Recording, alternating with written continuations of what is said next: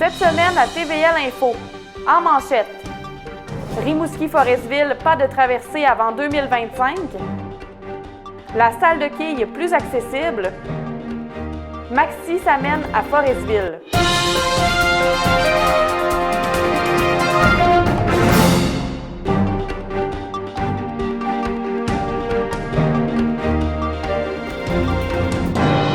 Les utilisateurs de la traverse reliant Rimouski et Forestville devront être patients.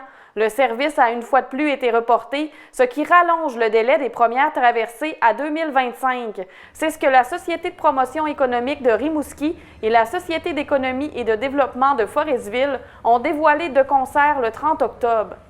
La faute de ce troisième report revient à des contraintes logistiques. Ces contraintes ne sont pas surmontables pour le moment, selon les deux entités économiques qui planchent sur le dossier depuis plus d'1 an.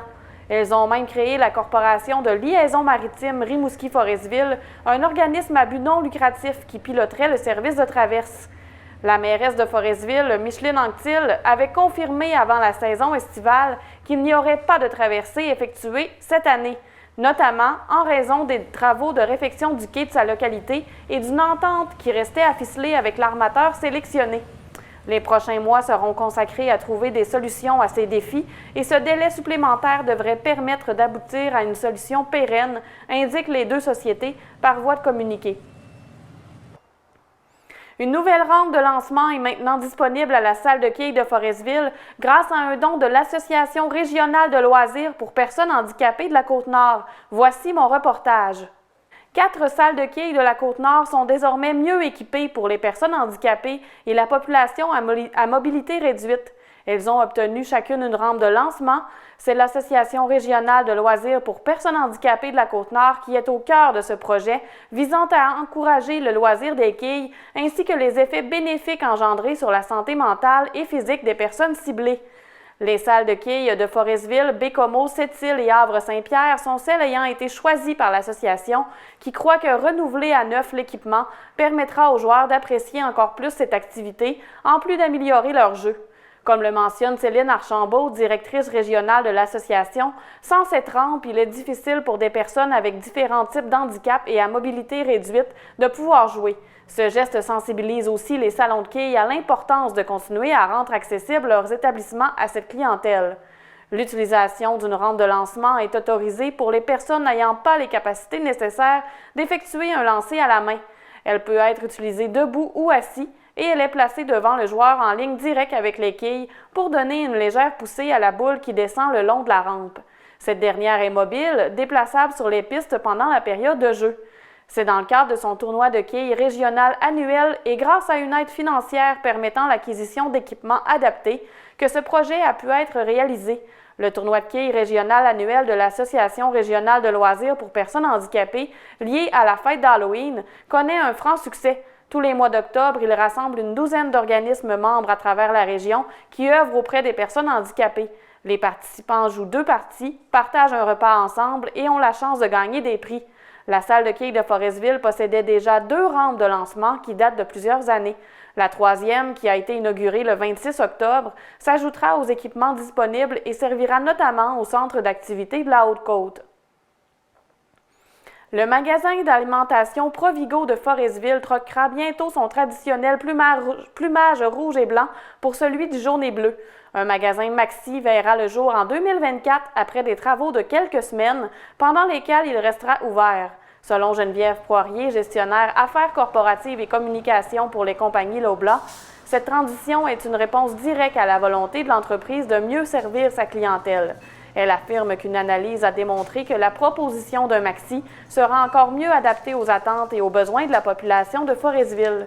Plusieurs enseignes Provigo dans la province changent de modèle d'opération en migrant vers le concept de Maxi 3.0, qui est axé sur les bas prix, mais aussi sur la fraîcheur et la variété, grâce notamment à une vaste gamme de produits locaux, de produits de soins naturels et biologiques, ainsi qu'au programme Imbattable et PC Optimum.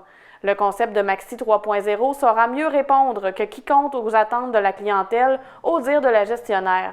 Maxi promet aussi aux clients une expérience de magasinage simplifiée et conviviale dans un environnement aux nouvelles couleurs modernes de Maxi, ajoute Mme Poirier. Bien qu'il soit trop tôt pour parler d'une date d'ouverture officielle, Geneviève Poirier assure que les travaux visant à revamper complètement le magasin débuteront au début de 2024. Tous les employés du Provigo qui souhaitent pourront conserver leur emploi et Maxi compte même embaucher de nouveaux collègues en vue de la conversion. Le 30 octobre, les travailleurs de la Côte-Nord sont venus signifier leur colère et leur angoisse devant le bureau de la députée de Manicouagan, Marilyn Gill, à Bécomo. Les militants souhaitent que le Parlement aille de l'avant avec la réforme de l'assurance-emploi, promise, attendue et nécessaire selon eux. Cette action, coordonnée par l'Alliance interprovinciale pour l'assurance-emploi, marquait le premier jour de la Semaine nationale des chômeurs et chômeuses organisée par le MAS. Des actions similaires étaient prévues un peu partout dans l'est du pays et un rassemblement s'est tenu le 1er novembre à Montréal. Sur la Côte-Nord, ce sont particulièrement les travailleurs de l'industrie saisonnière qui sont lourdement impactés par le fonctionnement actuel de l'assurance-emploi, rapporte l'organisation par voie de communiqué. Ils ont de la difficulté à se qualifier à l'assurance-emploi et vivent chaque année un trou noir de plusieurs semaines à plusieurs mois. Exactement un an après avoir rencontré à Ottawa des élus du Bloc québécois et du NPD, l'Alliance interprovinciale demande aux représentants parlementaires de prendre action. D'ailleurs, Action Chômage soulignera ses 20 ans le 3 novembre à Portneuf-sur-Mer. Le 31 octobre est assurément la journée préférée des enfants. À Forestville, on retrouvait une multitude de bonnes adresses pour faire le plein de friandises. Voici en image le plaisir de la récolte des bonbons. Vous posez quoi ici? C'est une explosion? Hein?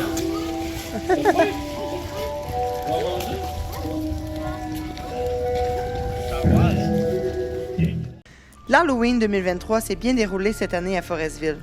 Les citoyens ont pu profiter des activités organisées par le service des loisirs de la municipalité en collaboration avec la mairesse Micheline Anctil et quelques membres du conseil municipal.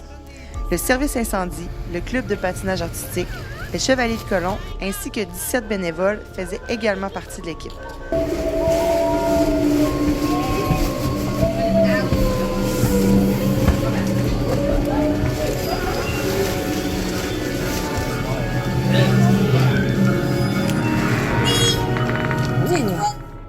Les familles pouvaient participer au rallye spécial Halloween qui se déroulait à la bibliothèque Camille Bouchard du complexe Guy Ouellet. La polyvalente des Rivières a ouvert ses portes pour remettre des bonbons aux enfants afin d'impliquer des élèves de secondaire 5 pour le financement de leur bal de finissant. Les enfants ont même pu profiter de la générosité de quelques citoyens qui se promenaient en voiture afin de leur remettre des bonbons tout en parcourant la ville. Félicitations à tous les participants de cette édition 2023. L'artiste peintre de Forestville, Brenda Tremblay, utilise une approche différente pour son art. Elle mise sur le caractère spirituel de ses œuvres pour faire sa marque dans le milieu. Nous l'avons rencontrée dans son atelier pour en apprendre plus sur sa démarche. Le 31 octobre dernier, la télévision du littoral a eu la chance de rencontrer Brenda Sweet Tremblay dans le confort de son atelier. Elle fait son petit bout de chemin depuis maintenant 5 ans dans notre communauté et elle est de plus en plus connue en Haute-Côte-Nord. Artiste peintre, spirituelle et engagée, Brenda Sweet aspire à travers ses œuvres ressourcement, guérison et inspiration. Elle nous dévoile un univers unique, magique et qui fait du bien à l'âme. Mais tout d'abord, nous lui avons demandé qui est Brenda Sweet Tremblay. C'est dur à décrire parce que mon essence propre, c'est vraiment très particulier, c'est vraiment très éclectique, très désordonné. J'ai 1000 projets, mais c'est sûr que tout ce qui tient ça ensemble, vraiment, là, c'est de vouloir vivre de mon art.